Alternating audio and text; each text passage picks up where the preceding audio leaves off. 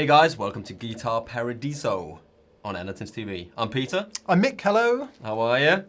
Today guys, we are going to take a look at some new DV Mark amps. Guitar amps, affordable amps for the jazz player, the blues player. Yeah, so for anyone not familiar with that, Mark Bass is an Italian company and they make lots of bass amps. They make lots of bass amps. They also make guitar amps actually. You know, they do make some other guitar amps that we don't have available at Andertons. These are the first guitar amps we've got here. These are the first ones that we've tried, the first one I've tried anyway. And unusually for Guitar Paradiso, they're very inexpensive. Yeah, unusual. And they are transistor amps. They are not tube amps. But we thought we'll take a look at them because they are really cool. And you know, we do have some expensive guitars that we play, and a lot of jazz players, a lot of blues players play these expensive guitars. And they like to have little amps that they can take with them, and sort of, you know, that's easy to get into the back of the car, or you know, these weigh absolutely nothing. They, you know, you pick them up so lightly. Yeah, well, that's a good place to pick it up. So there's two models. One's got an 8-inch speaker, one's got a 12-inch speaker, and they're neodymium magnets. And neodymium is really super light, very efficient. So they weigh next to nothing, easy to carry around. Now, as he said, transistor amps, you know, let's go with all the cliches. Most of us tend to like a nice valve amp, and we maybe turn our noses up a bit sometimes at transistorized amps. Yeah. But I think we've both been surprised this morning. We plugged in, and it's just a super simple, straight ahead, clean tone that's jazz and blues players like. You know, that sort of clean. So let's hear it. Look, you've got. I'll just explain the top panel. You've got it's really simple: bass, middle, and treble, master volume, and a reverb control. Yeah, and there's the two. Let's just say the two amps are the same, so it's a similar amp in different cabinets, basically. So that's it. Yeah. And yeah, and it's got on top. It's got also an aux input, we would say, so you can plug your. Yeah, we tried that out earlier. It's not full range, so you probably wouldn't want to play a backing track through it. But if you wanted to plug in something for, I don't know, like a bass or something like that. Or just something to jam along with at home or something, then it's really, really good. You know? Yeah. Right, let's hear it then. So Peter's playing ES175. Yeah. Fancy, fairly high end. Yeah. This is it's a lovely guitar. So.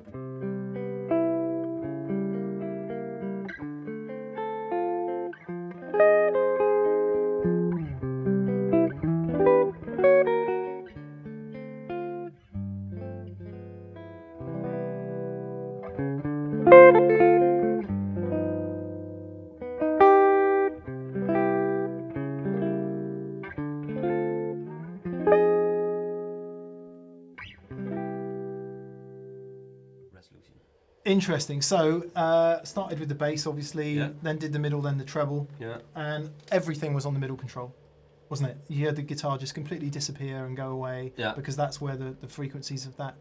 Yeah. So what that means is you can just tailor that sound and make it punch more with the EQ. Yeah, to fit the guitar. Yeah, but super simple. There's also, as we were just talking, there's onboard reverb as well. Let's have a listen to that. Yeah, let's do that. I'll play the same thing again.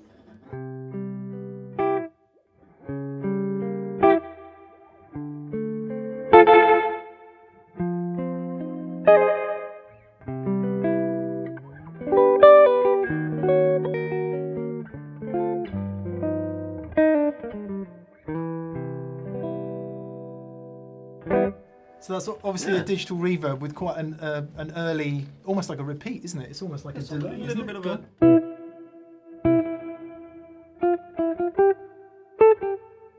Yeah, that sounds nice though. It does. Yeah, that's kind of roomy, nice, doesn't it? Yeah. Okay, so that's the 12-inch one.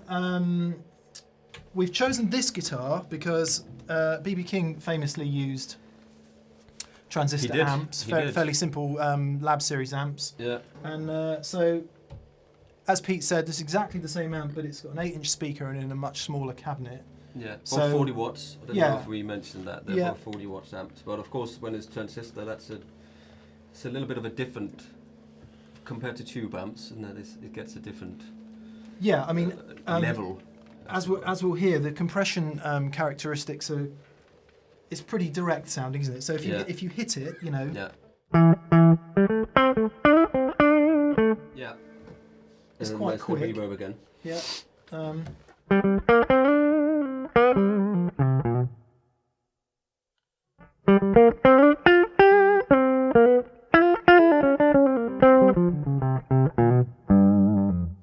sounds good for a tiny little amp like that, because this is tiny. It really, I don't know if you can see it, but I'm holding my hand up, and that's, that is a small amp, and it's kind of like like boxes in a square, so it's the same depth as it is high there, and it is tiny. You could stand that on anything, couldn't you? Anywhere or something. Yeah, and it'll fit on anything. You want to take it on your bicycle if you like, But you could. That's how small it is, and we've just plugged them straight in now. We are going through some pedal boards here because we thought we wanted to. It's not every jazz player.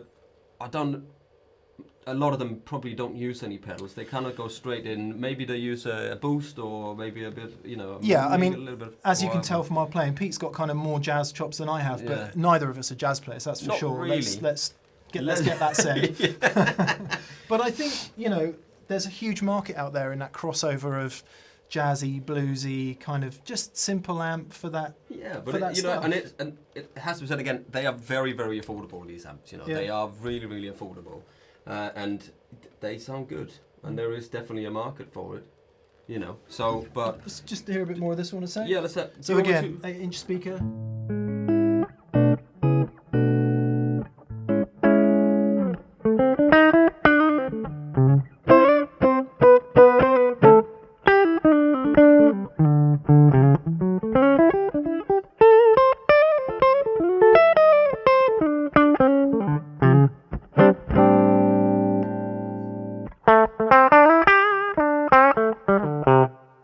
Pokey. Yeah, it's really good. And what are we on for level wise there? What is? How much more have you got to give? You've got plenty, haven't you? Loads. There's loads to give. Yeah. So and it's quite loud in the room right now, isn't it? I think that would be loud enough to do a little jazz sort of gig or a little blues gig in a little.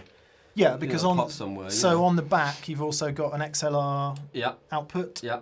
And there's also a switch where you can turn the speaker on and off. So if you wanted to play direct to the desk and not have the speaker just use on, it as a DI. You can do that as well. Or you can plug, there's headphone outputs, you can plug them in and then turn the speaker off so you can sit at home and pop your headphones on, plug it in, turn the speaker off, and then have a play at home, which is great as well. And they for bedroom they're great as well. Bedroom size, they'll fit on the kitchen top, wouldn't it? So of course the question that everyone is asking at this point, Pete, is what does it sound like with a load of distortion in it? Does it gent?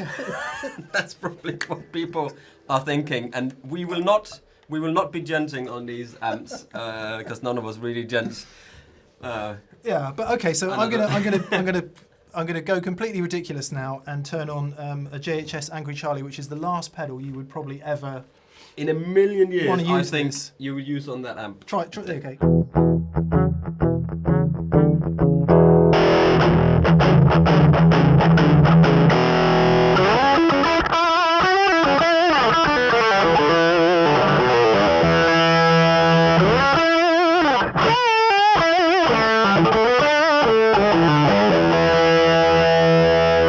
That's not bad at all. That's a usable sound, isn't it? It's not bad at all. Yeah, and back in the real world, let's try something. Let's try. So this is what's this? This is a J Rocket Archer. Yeah. The new gold one. The gold one. So he's got a gold one. Let's say.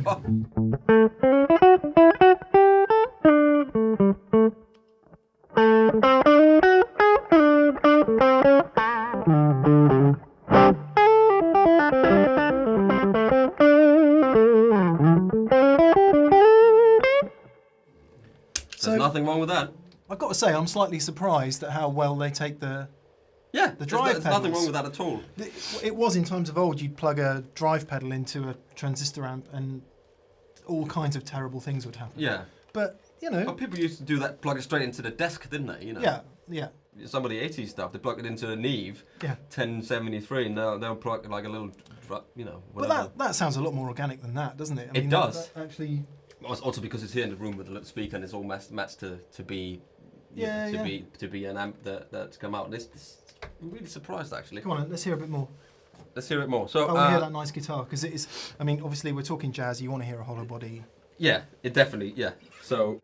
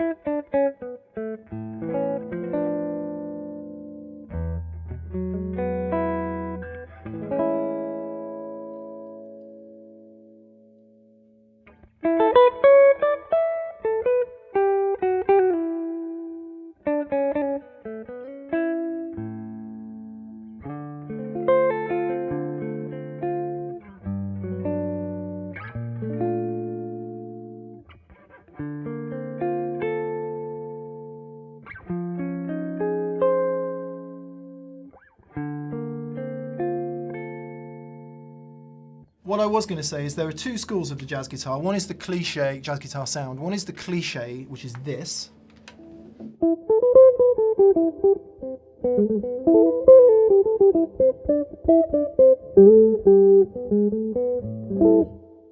Now, not to upset anybody, but you know, rock and blues guitarists have been making fun of that sound for years because you roll all the tone off and it's all woolly and all the rest of it. However, if you listen to someone like Jim Mullen or Martin Taylor or any of those guys who play a lot of jazz, you know, they're going to be using a load more high end in their sound. So if you I'm just going to crank the treble on the amp, roll back the mid range a bit, and just see and turn the volume, turn the tone back up on the guitar. What do we get there?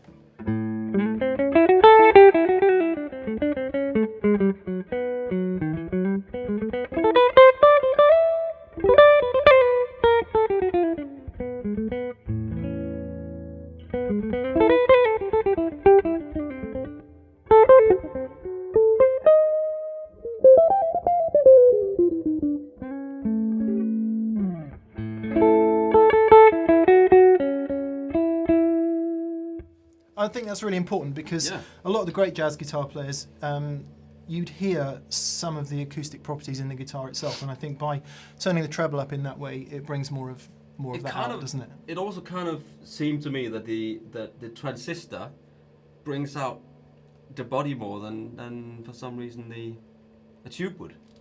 Or is that just me? That's how it seems to me right now, you know. I just think that's because there's more mid-range. Yeah. The way it puts over mid-range is very different from what you'd expect of a tube amp. Yeah. And I think that's what brings the voice to all those complex chord voicings and you know all those. So you can hear everything that we can't do. All those chords I can't play, but I don't know. You were managing a few, so. Yeah. But all the major sevenths and stuff, which have got the close interval and all of that, you know.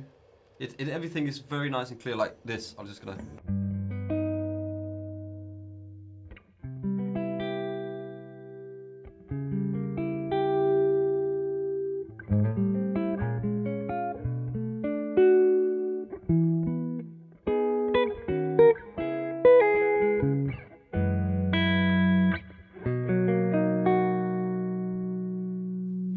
And as we were saying about mid-range, there was some feedback just coming through there. Just about to, you know, the honkiness. You know, I'm still on this pickup, so let's try to see what happens. Let's try this.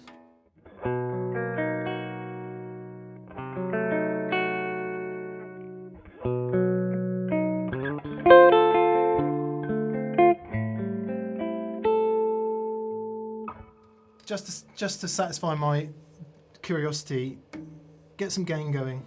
Let's do a rock and roll.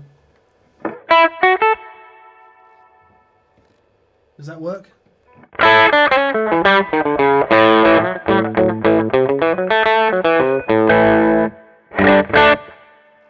Yeah, so there we hear some of that transistor distortion that you would expect. Yeah. Yeah, okay. Well, that's good. Yeah. That's, you know, like I say, it was curiosity. Yeah. Killed the cat, didn't it? kills these jazz cats, that's for sure. No, I think they really sound good, you know, and again, very affordable amps, very light. You can take them anywhere, and you should really come and try them out in here, down here in Andertons. Okay, so that's an overview of the DV Mark Jazz amps, the DV Mark Jazz 12, and the DV Mark Little Jazz. Little Jazz. Okay, right. Let's play every jazz cliche we know to get out, shall we? We should have got a proper jazz guitar player in, we should just say, but you know, maybe that's... but that's another thing I just want to mention really quickly. It's not just for jazz players. You know, we shouldn't piddle, just because they're called jazz, we shouldn't pigeonhole these because you can play blues on them, and as you see, they actually take, you know, probably nobody would put an angry Charlie in front of it, really. I know, but it can do, it does that. So it's a good alternative to a first amplifier. Yeah. If you will, that will do what you need, you know. Something simple. Exactly. Finally, actually, one last thing to mention. If you can hear like a in the background, it's because they both have cooling fans. Yeah. And unless there's something we've missed, you can't turn them off. So they do make a little bit of noise. It's not too much. It probably the microphone probably picked them up a little bit. Yeah. So. But yeah, let's jam out.